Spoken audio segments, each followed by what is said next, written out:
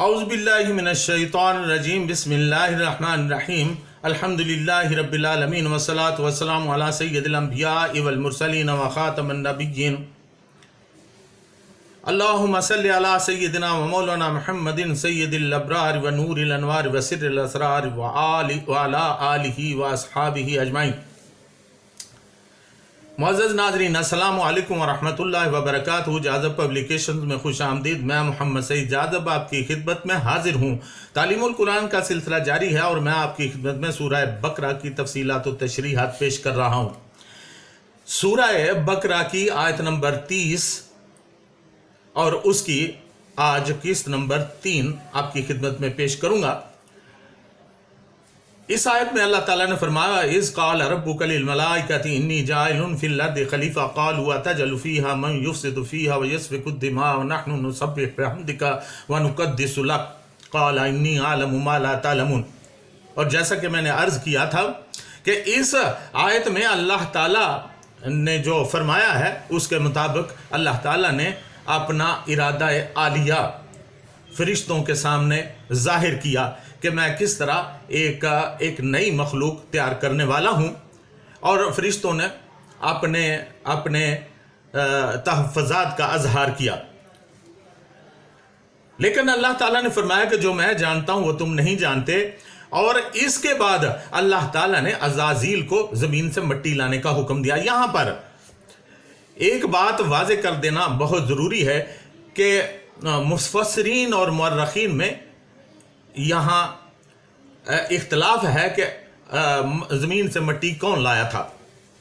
تاریخ ابن کثیر البدایہ والنہایہ، تاریخ طبری اور قصص الانبیاء میں حضرت ابن مسعود اور حضرت ابن عباس رضوان اللہ علیہم سے حدیث نقل کی گئی ہے کہ اللہ تعالیٰ نے سب سے پہلے جبریل علیہ السلام کو مٹی لانے کے لیے زمین کی طرف بھیجا۔ زمین نے کہا میں پناہ مانگتی ہوں تجھ سے اس بات کی کہ تو میرے اندر سے کوئی چیز کم کرے اور مجھ پر عیب لگائے۔ پس جبریل علیہ السلام واپس لوٹ گئے اور زمین سے کچھ نہ لیا، اور اللہ تعالیٰ کے حضور جا کر کہا کہ اے میرے رب، زمین نے آپ کی پناہ مانگی تھی، میں نے اسے پناہ دے دی۔ اس کے بعد اللہ تعالیٰ نے حضرت میکائیل علیہ السلام کو بھیجا، زمین نے ان سے بھی پناہ مانگی، انہوں نے بھی پناہ دے دی اور واپس لوٹ گئے، اور وہی بات کہی جو حضرت جبریل علیہ السلام نے کہی تھی۔ اس کے بعد اللہ تعالیٰ نے حضرت اسرائیل علیہ السلام کو بھیجا، زمین نے ان سے بھی پناہ مانگی، مگر انہوں نے کہا میں اللہ تعالیٰ کی پناہ مانگتا ہوں اس کی کہ میں لوٹ جاؤں اور اللہ تعالیٰ کے حکم کی تعمیل نہ کروں۔ پس انہوں نے روئے زمین سے مٹی لی اور آسمان کی طرف چڑھے اور اسے پانی سے تر کیا، یہاں تک کہ وہ لیسدار مٹی بن گئی۔ ناظرین، دوسری روایت بھی حضرت ابن عباس رضی اللہ تعالیٰ عنہ کی ہی ہے۔ اسے تاریخ طبری اور طبقات ابن سعد نے نقل کیا ہے، اور وہ روایت یہ ہے کہ اللہ تعالیٰ نے ابلیس کو بھیجا اور اس نے زمین کے اوپر والے حصہ یعنی ادیم سے تلخ و شیریں مٹی لی، جس سے حضرت آدم علیہ السلام کی تخلیق ہوئی۔ اس سلسلہ میں دوسری روایت زیادہ صحیح معلوم ہوتی ہے۔ پہلی روایت بھی اکابرین صحابہ رضی اللہ تعالی علیہم کی ہے، ممکن ہے وہ بھی صحیح ہو اور حکمت الہی بھی یہی ہو، لیکن یہ بھی سوچنے کا مقام ہے کہ اللہ تعالیٰ اپنے فرشتوں کو حکم دے اور وہ پورا نہ کرے، وجہ خواہ کوئی بھی ہو، اور پھر وہ ملائکہ جو ملائے اعلیٰ سے تعلق رکھتے ہوں وہ اللہ تعالیٰ کا حکم بجا نہ لائیں، ایسی تو ان کی خو ہی نہیں تھی۔ جبکہ عزازیل یعنی ابلیس کی خو تکبر کے باعث ایسی ہو سکتی تھی، جیسا کہ بعد میں سجدہ کی صورت میں بات سامنے آئی۔ دوسری وجہ یہ تھی کہ عزازیل سلطان الارض تھا، اس لحاظ سے روئے زمین پر اسی کی حکومت تھی، یہی وجہ ہے کہ زمین سے مٹی لانے کا حکم عزازیل کو ملا۔ عزازیل نے اللہ تعالیٰ کے حکم کے مطابق ادیم ارض کی مختلف جگہوں سے مٹی اٹھائی۔ بعض مفسرین رحمت اللہ علیہم کہتے ہیں کہ عزازیل نے یہ کام بھی حسد میں آ کر کیا۔ طبقات ابن سعد میں لکھا ہے کہ اس نے مختلف رنگوں کی مٹی مختلف جگہوں سے اٹھائی.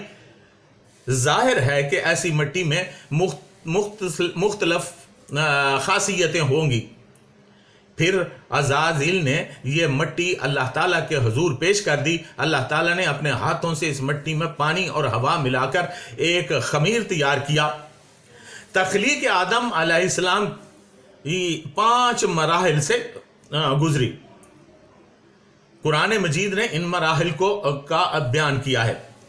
پارہ نمبر 3 سورہ آل عمران آیت نمبر 59 میں ارشاد باری تعالیٰ ہے خلقہ من تراب، بنایا اسے مٹی سے. یعنی پہلے مٹی لی گئی، وہ مٹی جو عزازیل لے کر آیا تھا، پھر اس میں پانی ملا کر گارا تیار کیا گیا جسے طین کہا گیا. پارہ نمبر 21 سورہ السجدہ آیت نمبر 7 میں ارشاد ہے وَبَدَا خَلَقَ الْإِنسَانِ مِنْ طِین، اور ابتدا کی انسان کی تخلیق کی گارے سے. پھر یہ گارا لیسدار کیچڑ میں تبدیل ہو گیا، جیسا کہ پارہ نمبر 23 سورۃ الصافات آیت نمبر 11 میں ارشاد ہے اِنَّا خَلَقْنَاهُم مِّن طِینٍ لَازِبٍ، اور ہم نے تخلیق کیا انہیں لیسدار کیچڑ سے. جب خمیر تیار ہو گیا تو اللہ تعالیٰ نے اپنے ہاتھ اس مٹی پر مارے تو پاک و طیب مٹی دائیں ہاتھ میں آ گئی، جبکہ ناپاک اور خبیث مٹی بائیں ہاتھ میں. پھر اللہ تعالیٰ نے ان دونوں ہاتھوں کی مٹی کو خلط ملط کر دیا. پھر دوبارہ اس کو گوندا اور اس سے ایک پتلا بنایا. سر، منہ، ناک، کان، ہونٹ، سینہ، کندھے، پیٹ، ٹانگیں، غرض ہر چیز بنائی گئی اور ایک مکمل انسانی شکل مارد وجود میں آ گئی. پھر اللہ تعالیٰ نے اس جسد خاکی کو ایک عرصہ تک یوں ہی چھوڑ دیا. ایک روایت کے مطابق 40 دن اور 40 رات تک اللہ تعالیٰ نے اس جسد خاکی کو پڑا رہنے دیا. ناظرین، یہاں یہ یاد رکھنے کی بات ہے کہ اللہ تعالیٰ کے ہاں ایک دن ہمارے 1000 سال کے برابر ہوتا ہے، جبکہ دن طلوع صبح سے لے کر غروب آفتاب تک کے وقت کو کہا جاتا ہے.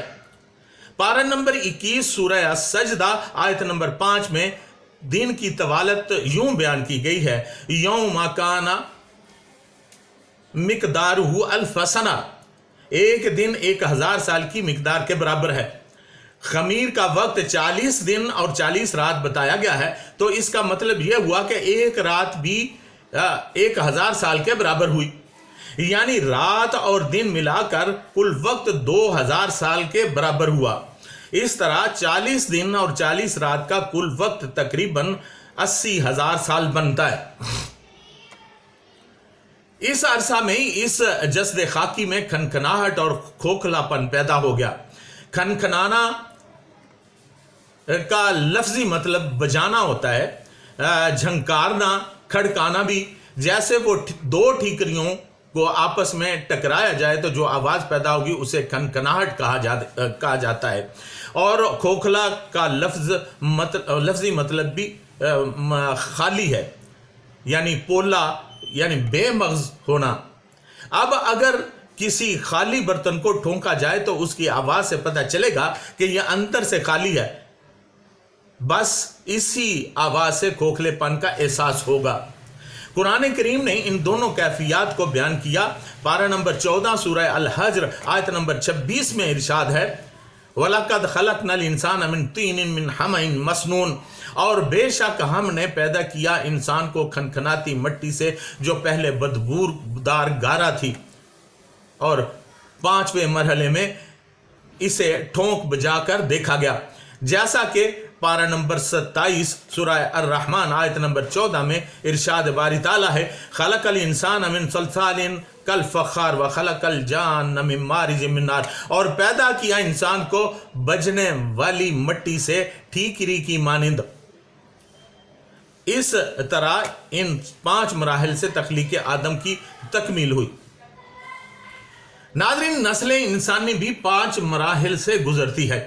حضرت آدم علیہ السلام سے جو نسل آج تک چل رہی ہے وہ بھی شکم مادر میں 5 مراحل ہی طے کرتی ہے۔ پارہ نمبر 18 سورۃ مومنون آیت نمبر 12 سے 14 میں ارشاد باری تعالیٰ ہے وَلَقَدْ خَلَقْنَا الْإِنسَانَ مِنْ سُلَالَةٍ مِنْ طِينٍ ثُمَّ جَعَلْنَاهُ نُطْفَةً مِنْ قَرَارٍ مَكِينٍ ثُمَّ خَلَقْنَا النُّطْفَةَ عَلَقَةً فَخَلَقْنَا الْعَلَقَةَ مُضْغَةً فَخَلَقْنَا الْمُضْغَةَ عِظَامًا فكسونا العظام لحما ثم انشأناه خلقا آخر فتبارك الله احسن الخالقین۔ اور بے شک ہم نے پیدا کیا انسان کو مٹی کے جوہر سے، پھر ہم نے رکھا اس سے پانی کی بوند بنا کر ایک محفوظ مقام میں، پھر ہم نے نطفہ کو خون کا لوتھڑا بنا دیا، پھر ہم نے بنا دیا اس لوتھڑے کو گوشت کی بوٹی، پھر ہم نے پیدا کر دی اس بوٹی سے ہڈیاں، پھر ہم نے ان ہڈیوں کو گوشت پہنا دیا، پھر روح پھونک کر ہم نے اسے دوسری مخلوق بنا دیا۔ پس بڑا برکت ہے اللہ جو سب سے بہتر بنانے والا ہے۔ یعنی مٹی کے خمیر سے جو جوہر نکلا اس سے حضرت آدم علیہ السلام کا جسم پاک تیار ہوا، پھر آپ کی جو نسل انسانی چلی اس کے لیے نطفہ اصل قرار پایا گیا جو ان غذاؤں سے پیدا ہوتا ہے جو زمین سے اگتی ہیں۔ اس لیے جن سے انسانی کی تخلیق کے متعلق یہ فرمایا کہ اسے مٹی سے پیدا کیا گیا، یہ پہلا مرحلہ ہے۔ پھر دوسرے مرحلہ میں اس نطفہ کو خون کے لوتھڑے میں تبدیل کر دیا گیا، پھر تیسرے مرحلہ کے طور پر اس لوتھڑے سے ہڈیاں بنائی گئیں، پھر چوتھے مرحلہ کے طور پر ان ہڈیوں کے اوپر گوشت پہنا دیا گیا، اور آخری مرحلہ میں روح پھونک کر زندہ انسان بنا دیا گیا۔ تو ناظرین، یہ تھی سورہ بقرہ کی آیت نمبر 30۔ آئندہ نشست میں انشاءاللہ آیت نمبر 31 کے بارے میں آپ کی خدمت میں عرض کروں گا۔ تب تک کے لیے اجازت، وما علینا الا البلاغ المبین۔